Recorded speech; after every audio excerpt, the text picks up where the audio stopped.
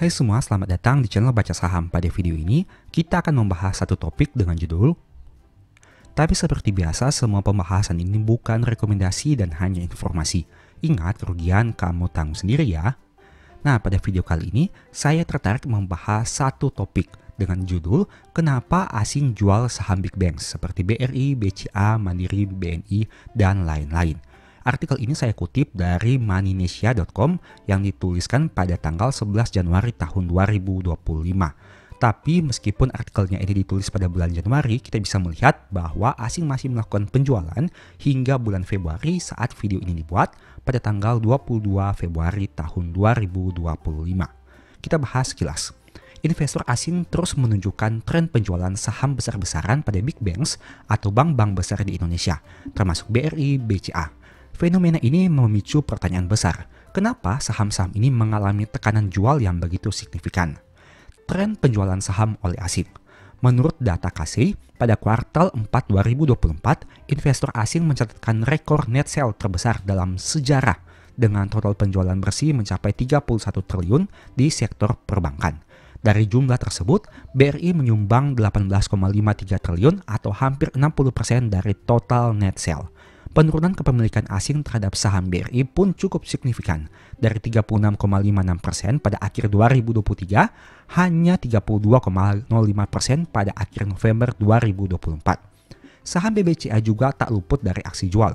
Investor institusional global seperti BlackRock dilaporkan menjual 33,31 juta lembar BBCA pada kuartal yang sama, menyebabkan harga saham BBCA turun 8,96% sepanjang kuartal 4 2024. Penurunan harga ini menunjukkan dampak besar dari keluarnya dana asing terhadap kapitalisasi pasar bank terbesar di Indonesia.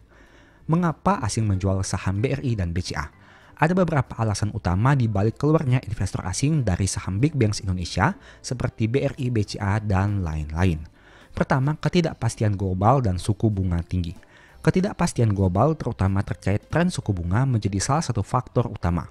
Federal Reserve AS mempertahankan kebijakan suku bunga tinggi yang menarik dana asing untuk kembali ke Amerika Serikat. Saham teknologi di AS menjadi daya tarik utama bagi investor global karena menawarkan pertumbuhan yang lebih menjanjikan dibanding sektor perbankan di pasar berkembang. Nah, saya ada tambahan juga. Selain karena adanya ketidakpastian global, ada juga beberapa poin yang menurut saya pribadi berpengaruh, yaitu adanya potensi tawaran return yang lebih besar di instrumen keuangan yang lain, contohnya seperti kripto. Memang saat video ini dibuat di bulan Februari, harga kripto mengalami penurunan dari all-time high-nya. Tapi jika melihat dalam jangka panjang, setidaknya dalam 1 tahun terakhir, kenaikan harga kripto ini jauh lebih tinggi dibandingkan kenaikan harga saham di Indonesia. Dan hal itu tentu menjadi daya tarik tersendiri untuk investor-investor global yang mana mereka mungkin saja menarik dananya dari pasar saham berkembang seperti Indonesia dan menempatkannya di instrumen seperti kripto. Nah, ada juga beberapa kondisi yang mungkin menyebabkannya, salah satunya adalah ketidakpastian dari peralihan pemerintahan.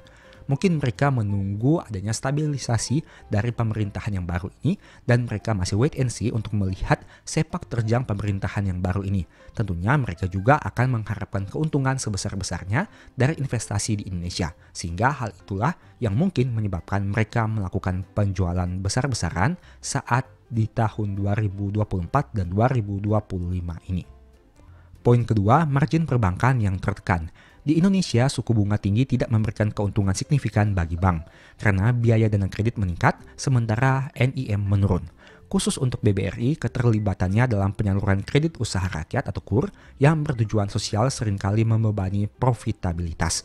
Berdasarkan data laporan keuangan per Q4 tahun 2024, memang kita lihat untuk sektor perbankan ini sendiri, khususnya untuk big banks, tidak sebaik tahun 2023. Saham BUMN seperti BRI, Mandiri maupun BNI hanya naik tipis labanya dan BCA hanya naik sekitaran belasan persen. Memang angka kenaikan profitabilitas di tahun 2023 sangat cemerlang dan tidak sebanding dengan tahun 2024. Dan hal itu mungkin menjadi salah satu faktor yang menyebabkan kenapa mereka kurang tertarik dengan saham perbankan di Indonesia di tahun 2025 ini. Tapi ingat, apakah hal itu akan berlangsung jangka panjang atau hanya jangka pendek, kita bisa wait and see terlebih dahulu.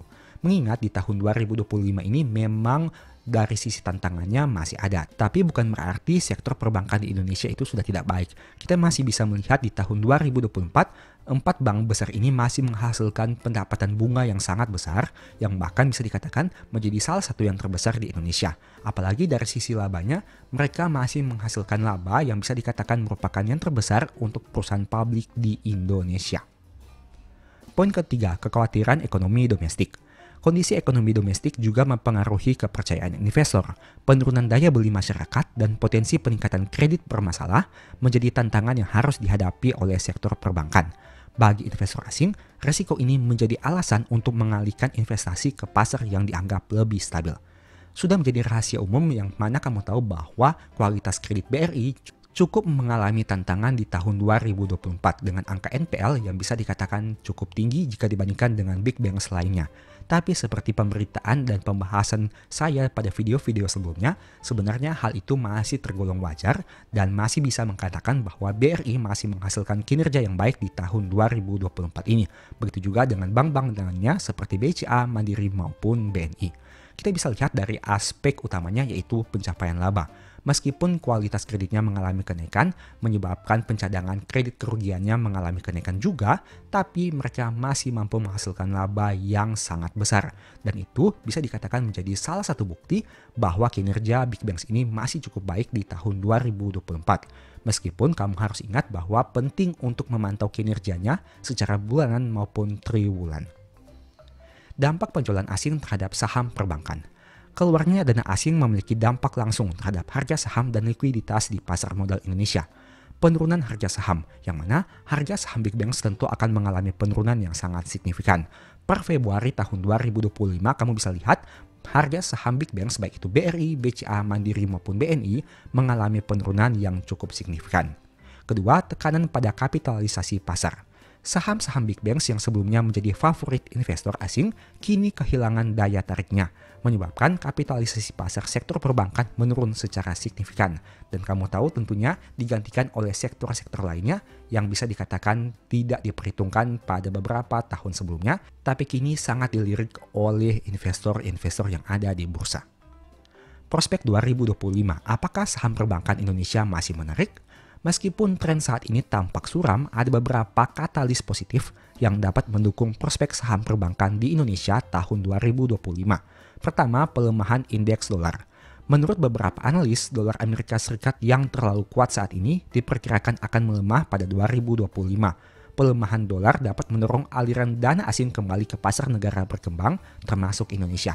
Tapi untuk poin pertama ini, saya rasa kita harus melihat realisasinya seperti apa. Karena tidak ada yang menjamin bahwa dolar akan melemah. Bisa saja dolar menguat di tahun 2025 ini, mengingat banyak ketidakpastian yang terjadi. Kedua, perubahan fokus BRI. Masuknya BRI ke dalam Danatara memberikan peluang bagi bank ini untuk lebih fokus pada peningkatan laba. Meskipun penyaluran KUR tetap menjadi bagian dari misi sosialnya, restrukturisasi ini dapat memperbaiki efisiensi operasional dan profitabilitas dalam jangka panjang. Tapi ingat, tidak hanya BRI, melainkan saham-saham BUMN lainnya seperti Mandiri dan BNI juga masuk ke dalam Danatara. Itu artinya untuk kondisi ini kita masih harus menunggu realisasi dan sepak terjangnya seperti apa. Apakah Danatara ini memberikan sentimen positif atau negatif ke depannya? Tentu saja kamu sudah mengetahui bahwa ada berbagai isu dan sentimen negatif terkait Danatara dan pengelolaan investasi ini. Tapi di sisi yang lain, kita juga tentu berharap agar Danatara ini mampu memberikan hasil yang positif kepada Indonesia dan juga untuk saham-saham BUMN yang termasuk di dalamnya yaitu BRI, Mandiri maupun BBNI. Ketiga, target harga saham positif. Beberapa analis optimis terhadap potensi rebound saham perbankan. Nah, untuk hal ini tentunya setiap orang memiliki pertimbangannya masing-masing. Ada yang mempertimbangkan bahwa di tahun 2025 ini, harga saham big banks yang tadinya mengalami koreksi dalam akan mengalami rebound. Tapi tidak menutup kemungkinan juga harga sahamnya bukan naik tapi malah turun. Untuk itu saya selalu mengingatkan kepada kamu, perketat money management, pertimbangkan skenario terburuk yang bisa terjadi, dan berusahalah agar tidak kehabisan dana saat harga saham mengalami penurunan, dengan tentu tetap update kinerja keuangan terbarunya, agar supaya kita bisa memastikan bahwa apakah kinerjanya masih tetap baik atau memang sudah mengalami penurunan. Untuk itu, tidak menutup kemungkinan bagi kita untuk melakukan average down atau cut loss dengan beberapa kondisi yang akan kita lihat nantinya. Jika kondisi keuangan perusahaan tetap baik atau meningkat, tentu tidak ada salahnya untuk melakukan average down. Tapi sebaliknya, jika kondisi perusahaan mengalami penurunan dan rasanya di masa depan sudah tidak ada harapan lagi, tidak ada salahnya melakukan cut loss. Semuanya tergantung kepada kamu sendiri. Haruskah investor lokal khawatir? Fenomena keluarnya dana asing dari saham big banks di Indonesia harus dilihat sebagai peluang, bukan ancaman. Yang pertama, valuasi yang lebih menarik. Penurunan harga saham menciptakan valuasi yang lebih menarik bagi investor lokal. Dengan fundamental yang tetap kuat, saham seperti BRI, BCA, dan lain-lain dapat memberikan peluang investasi jangka panjang. Tentu apabila harganya turun, secara valuasi baik itu PER maupun PBV menjadi lebih rendah. Apalagi jika kinerjanya naik, tentu saja aspek valuasinya akan menjadi lebih rendah dibandingkan sebelumnya. Kedua, stabilitas domestik. Meskipun ada tantangan global, ekonomi Indonesia tetap menunjukkan ketahanan yang cukup baik. Sektor perbankan yang didukung oleh basis nasabah yang besar dan diversifikasi produk memiliki potensi pertumbuhan yang solid. Kamu tentu tahu bahwa sektor perbankan merupakan salah satu sektor utama di Indonesia, yang mana bisa kita buktikan dengan laba yang besar, aset yang banyak, kebutuhan masyarakat, brand image yang kuat, dan masih banyak lagi. Tentu kamu akan lebih nyaman untuk meletakkan dana baik itu dalam bentuk tabungan, deposito, dan lain-lain pada 4 big banks ini dibandingkan pada saham bank-bank yang kecil, bukan? Poin ketiga, diversifikasi portofolio. Untuk investor lokal, ini adalah momen untuk memperkuat portofolio dengan menambah exposure pada saham-saham perbankan dengan fundamental kuat, sambil tetap memperhatikan resiko yang ada. Seperti yang saya katakan tadi, apabila harga saham turun dan kinerja baik, itu merupakan kesempatan. Tapi apabila harga saham turun dan kinerja juga turun, itu merupakan warning agar kamu bisa memperhatikan apakah kamu siap menerima risiko yang semakin buruk lagi, ataukah harus melakukan cut loss. Kesimpulan, penjualan besar-besaran saham BRI, BCA, dan big banks lain oleh investor asing memang menciptakan tekanan signifikan di pasar. Kamu tentu sudah baca berita yang beredar di media sosial tentang terkait banyak orang yang menebar fear untuk saham-saham big banks ini. Tapi ingat, hal itu selalu terjadi apabila harga saham mengalami penurunan. Tidak hanya big banks, saham yang lain juga seperti itu. Apabila harganya turun signifikan, akan ada lebih banyak berita negatif dibandingkan berita positif. Tapi kamu akan lihat nanti apabila harga sahamnya nanti ke depannya mengalami kenaikan, semua berita itu akan tiba-tiba hilang dan digantikan dengan beberapa berita positif. Itu sudah lazim terjadi di pasar modal. Namun, dengan memahami alasan di balik fenomena ini dan melihat prospek ke depan, kita dapat menemukan peluang di balik tantangan. Tahun 2025 membawa harapan baru, terutama dengan berbagai potensi keuntungan yang bisa kita lihat tadi, tapi ingat di sisi yang lain kita juga harus mempertimbangkan potensi risiko yang mungkin bisa terjadi. Untuk itu, kembali lagi saya mengingatkan bahwa semua keputusan itu tergantung kamu sendiri. Pertimbangkan potensi peluang dan pertimbangkan juga potensi risiko yang siap kamu hadapi. Karena ingat, untung rugi kamu yang tanggung sendiri. Demikianlah pembahasan singkat pada video ini. Selalu ingat bahwa semua saham yang disebutkan bukan rekomendasi dan hanya bersifat edukasi serta informasi. Mohon juga agar dapat mengecek kembali data yang ditampilkan karena bisa saja terjadi kesalahan pengetikan atau pengambilan data. Di video berikutnya ingin dibahas materi apa lagi? Tulis di kolom komentar ya. Sebagai informasi, berikut ini beberapa list ebook baca saham. Pertama, psikologi saham. Kedua, stock for living. Ketiga, strategi nabung saham. Keempat, the stock market. Dan yang kelima, cara cepat analisa laporan keuangan. Apabila tertarik, chat saja pada nomor WA yang ada. Sekian video ini, semoga bermanfaat. Thank you.